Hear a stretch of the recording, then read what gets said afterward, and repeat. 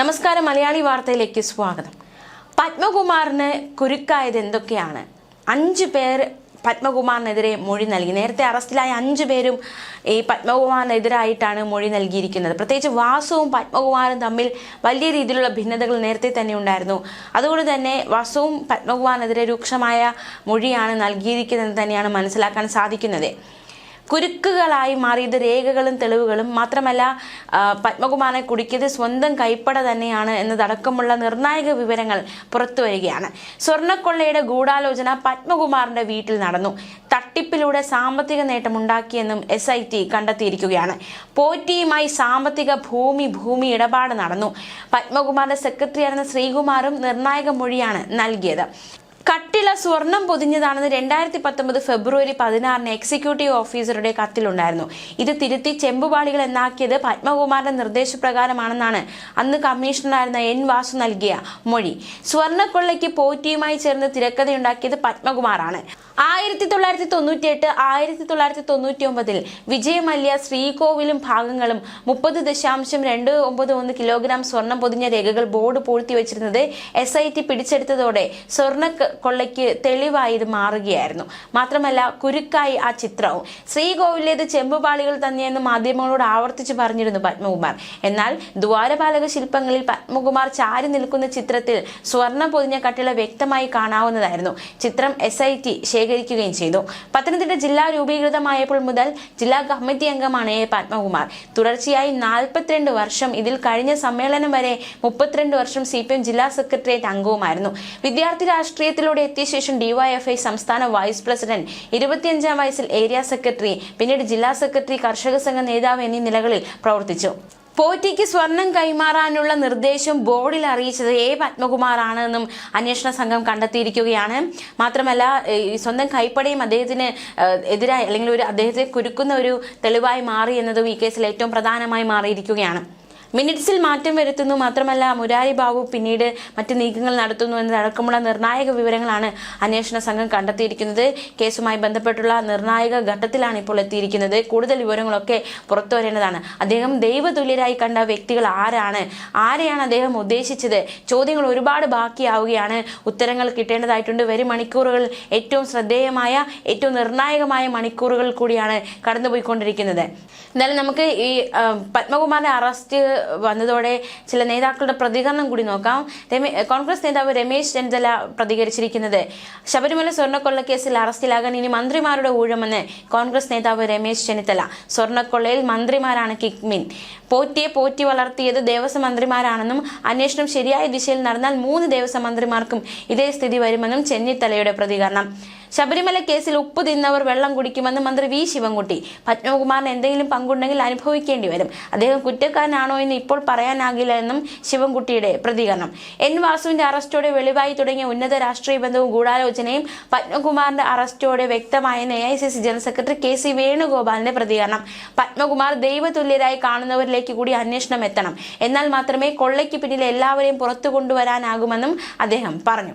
സ്വർണ്ണ തട്ടിപ്പ് കേസിൽ കൂടുതൽ CPM നേതാക്കൾ ഉൾപ്പെട്ടിട്ടുണ്ടെന്നും ഭരണസ്വാധീനം ഉപയോഗിച്ച് പ്രതികളെ രക്ഷപ്പെടാൻ അനുവദിക്കരുതെന്നും KPCC പ്രസിഡന്റ് സണ്ണി ജോസഫിന്റെ പ്രതികരണം. പത്മകുമാറിനെ വൈകിയെങ്കിലും അറസ്റ്റ് ചെയ്യാൻ അന്വേഷണ സംഘം നിർബന്ധിതമായിരിക്കുകയാണെന്നും അദ്ദേഹം പറഞ്ഞു. ശബരിമലയിൽ 2019 മുതൽ 2025 വരെ നടന്ന കാര്യങ്ങൾ അന്വേഷിക്കണമെന്നും അദ്ദേഹം ആവശ്യപ്പെട്ടു. ശബരിമലയിൽ നടന്നത് CPMന്റെ അറിവോടെയുള്ള കൊള്ളയാണെന്നും ദേവസ്വം മന്ത്രി രാജിവെക്കണമെന്നും BJP സംസ്ഥാന പ്രസിഡന്റ് രാജീവ് ചന്ദ്രശേഖർ. പിണറായി വിജയൻ അറിയാതെ ഇത് നടക്കില്ല. ദേവസ്വം ഭരണം ഫെഡറൽ സംവിധാനത്തിൽ കൺകറന്റ് ലിസ്റ്റിൽ പെടുന്നതാണ്. അതിനാൽ സംസ്ഥാന കേന്ദ്ര ഏജൻസികളുടെ അന്വേഷണം ആവശ്യപ്പെടണമെന്നും അദ്ദേഹം ചേർത്തലയിൽ വ്യക്തമാക്കി. എന്തായാലും പ്രതികരണങ്ങളൊക്കെ വരുന്നുണ്ട്. നേതാക്കന്മാരുടെ പ്രതികരണങ്ങളൊക്കെ കഴിഞ്ഞ ദിവസം ഏറ്റവും നിർണായകമായി മാറിയിരിക്കുകയാണ്. ഏറ്റവും നിർണായകമായ അറസ്റ്റ് തന്നെയാണ് ഈ കേസിൽ ഇപ്പോൾ ഉണ്ടായിരിക്കുന്നത്.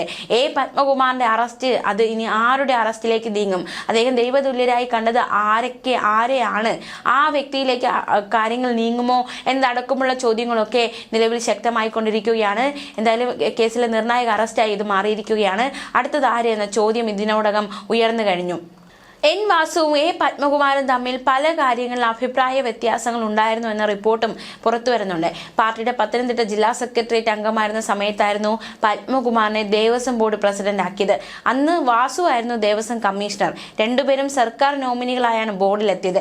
2018 ആചാരം ലംഘിച്ച് യുവതികളെ സന്നിധാനത്തെത്തിച്ച് ദർശനം നടത്തിക്കുന്നതിനോട് പത്മകുമാറിന് യോജിപ്പില്ലായിരുന്നു. അതിനാൽ അതിനുള്ള എല്ലാ നീക്കങ്ങളും വാസു വഴിയാണ് സർക്കാർ നടത്തിയത്.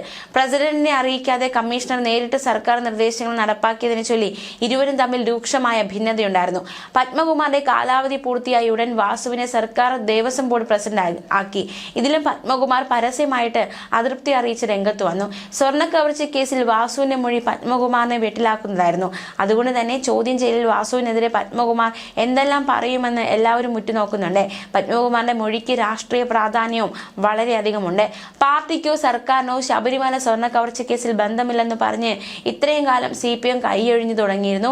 പക്ഷേ ഇനി എന്താണ് പാർട്ടി പറയാൻ പോകുന്നത്? എന്താണ് പ്രതിരോധമായിട്ട് മുന്നോട്ട് വയ്ക്കാൻ പോകുന്നത്? പത്മകുമാറിന്റെ അറസ്റ്റിലൂടെ ഇനി ഏവരും ഉറ്റുനോക്കുന്നതും ആ ഒരു പ്രതികരണത്തിലേക്കായിരുന്നു. എന്തായാലും കുറ്റം തെളിയുന്നത് വരെ കുറ്റാരോപിതൻ മാത്രമാണ് ഈ പത്മകുമാർ എന്ന് MP ഗോവിന്ദൻ വ്യക്തമാക്കി കഴിഞ്ഞു. എന്തായാലും പാർട്ടിയുടെ പല നിർണായക കാര്യങ്ങൾ അല്ലെങ്കിൽ പല നേതൃത്വ നിരയിൽ നിന്നിരുന്ന ഒരു വ്യക്തിയാണ് പത്മകുമാർ. കുളക്കട ഗ്രാമപഞ്ചായത്തിന്റെ മുൻ പ്രസിഡന്റ് ആയിരുന്നു അദ്ദേഹം. പത്തനംതിട്ട ജില്ല രൂപീകൃതമായപ്പോൾ മുതൽ ജില്ലാ കമ്മിറ്റി അംഗമാണ് എ പത്മകുമാർ. തുടർച്ചയായി 42 വർഷം. ഇതിൽ കഴിഞ്ഞ സമ്മേളനം വരെ 32 വർഷം CPM ജില്ലാ സെക്രട്ടേറിയറ്റ് അംഗമായിരുന്നു. വിദ്യാർത്ഥി രാഷ്ട്രീയത്തിലൂടെ എത്തിയ അദ്ദേഹം DYFI സംസ്ഥാന വൈസ് പ്രസിഡന്റ്, 25-ാം വയസ്സിൽ ഏരിയ സെക്രട്ടറി, പിന്നീട് ജില്ലാ സെക്രട്ടറി, കർഷക സംഘം നേതാവ് എന്നീ നിലകളിൽ പ്രവർത്തിച്ചിട്ടുണ്ട്. 34-ാം വയസ്സിൽ 1991 കോന്നി MLA ആയി. സഹകരണ guarantee board vice chairman, Aranmula വാസ്തുവിദ്യാ ഗുരുകുലം ഡയറക്ടർ തുടങ്ങിയ നിലകളിലും അദ്ദേഹം പ്രവർത്തിച്ചു. 1996 കോന്നിയിലും 2001 ആറന്മുളയിലും തോറ്റു. MLA ആയതിനു പിന്നാലെ ആറന്മുളയ്ക്കടുത്ത് നാൽക്കാലിക്കൽ സഹകരണ ബാങ്കിന്റെ പ്രസിഡന്റ് ആയിരിക്കെ അംഗങ്ങൾ അറിയാതെ അവരുടെ പേരിൽ കാർഷിക വായ്പ എടുക്കുകയും തിരിച്ചടയ്ക്കാതിരിക്കുകയും ചെയ്ത കേസിൽ അകപ്പെട്ട വ്യക്തിയാണ്. പിന്നീട് വന്ന ഇടത് സർക്കാരിന്റെ കാലത്ത് കേസിൽ നിന്നും ഒഴിവാക്കപ്പെട്ടു. CPM-ൽ വിഭാഗീയത ഉണ്ടായപ്പോൾ ജില്ലയിലെ ഭൂരിപക്ഷ നേതാക്കളും VS-നൊപ്പമാണ് നിന്നത്. അന്ന് ജില്ലയിൽ പിണറായി പക്ഷത്തുള്ള ഏക നേതാവായിരുന്നു പത്മകുമാർ. ഒന്നാം പിണറായി സർക്കാരിന്റെ കാലത്ത് പമ്പയിൽ നടന്ന ശബരിമല അവലോകന യോഗത്തിൽ മുഖ്യമന്ത്രിയുമായി അന്നത്തെ ദേവസ്വം ബോർഡ് പ്രസിഡന്റ് പ്രയാർ ഗോപാലകൃഷ്ണൻ ഉടക്കിയിരുന്നു. ഇതേ തുടർന്ന് ദേവസ്വം ബോർഡിന്റെ കാലാവധി 3 വർഷം എന്നത് 2 വർഷമായി വെട്ടിച്ചുരുക്കിയാണ് 2018 പത്മകുമാറിനെ പ്രസിഡന്റ് ആക്കിയത്. സർക്കാർ മുൻകൈയെടുത്ത് ശബരിമലയിൽ യുവതീ പ്രവേശം നടപ്പാക്കിയപ്പോൾ പത്മകുമാറിന്റെ ഭിന്ന നിലപാട് പാർട്ടിക്ക് തലവേദനയായി മാറി. ഇത് മുഖ്യമന്ത്രി പിണറായി വിജയന്റെ അതൃപ്തിയിലേക്ക് നയിച്ചു. CPM സംസ്ഥാന കമ്മിറ്റിയിൽ ഉൾപ്പെടുത്താത്തതിൽ പ്രതിഷേധിച്ച് കൊല്ലം പാർട്ടി സമ്മേളനത്തിൽ നിന്നും ഇറങ്ങിപ്പോയി. പാർട്ടിയുടെ തിരഞ്ഞെടുക്കപ്പെട്ട എല്ലാ സ്ഥാനങ്ങളിൽ നിന്നും ഒഴിയുകയാണെന്നും സാധാരണ പ്രവർത്തകനായി തുടരുമെന്നും പ്രഖ്യാപിച്ചതും പാർട്ടിക്ക് അതൃപ്തി ഉണ്ടാക്കി. മന്ത്രി വീണ ജോർജിനെ CPM സംസ്ഥാന സമിതിയിൽ പ്രത്യേക ക്ഷണിതാവായി തിരഞ്ഞെടുത്തതിൽ പത്മകുമാറിന് അതൃപ്തി ഉണ്ടായിരുന്നു. ഇതേ തുടർന്ന് പത്മകുമാർ സമൂഹ മാധ്യമങ്ങളിൽ ഇട്ട പോസ്റ്റ് അന്ന് വിവാദമായതാണ്. പരസ്യ പ്രതികരണത്തിൽ തെറ്റുപറ്റിയെന്നും അത് ബോധ്യപ്പെട്ടപ്പോൾ തിരുത്തിയെന്നും പത്മകുമാർ പിന്നീട് നിലപാട് മയപ്പെടുത്തിയെങ്കിലും CPM ജില്ലാ സെക്രട്ടേറിയറ്റ് പുനഃസംഘടിപ്പിച്ചപ്പോൾ പത്മകുമാറിനെ ഒഴിവാക്കി. കഴിഞ്ഞ ലോക്സഭാ തെരഞ്ഞെടുപ്പ് കാലത്ത് പാർട്ടി ജില്ലാ കമ്മിറ്റി ഓഫീസിൽ പത്മകുമാറും മറ്റൊരു ജില്ലാ നേതാവും കയ്യാങ്കളിയിൽ ഏർപ്പെട്ടതും വിവാദമായിരുന്നു. എന്തായാലും ഇത്രയും പാർട്ടിയിൽ വളരെയധികം നിർണായകമായ പങ്കുവഹിച്ച ഒരു വ്യക്തിയാണ് അദ്ദേഹം. അദ്ദേഹത്തിന്റെ അറസ്റ്റ് അത്തരത്തിൽ രാഷ്ട്രീയ പ്രാധാന്യം നേടുന്നതും അതുകൊണ്ട് തന്നെയാണ്. ഇനി അറസ്റ്റ് ആരിലേക്ക് പോകുമെന്നതടക്കമുള്ള കാര്യങ്ങളാണ് ഏവരും ഉറ്റുനോക്കുന്നത്. വരും മണിക്കൂറുകൾ ഏറ്റവും നിർണായകമാണ്. അദ്ദേഹത്തിന്റെ മൊഴി, ഇനി കൂടുതൽ മൊഴികളൊക്കെ പുറത്തു വരേണ്ടതായിട്ടുണ്ട്. അടുത്ത് ചോദ്യം ചെയ്യാൻ വിളിപ്പിക്കുന്നത് ആരെയാണ്, ആരിലേക്കാണ് ഇനി അടുത്ത അറസ്റ്റ് അല്ലെങ്കിൽ അന്വേഷണം നീങ്ങുന്നത്, അങ്ങനെ ചോദ്യങ്ങൾ ബാക്കിയാവുകയാണ്. ന്യൂസ് ഡെസ്ക് മലയാളി വാർത്ത.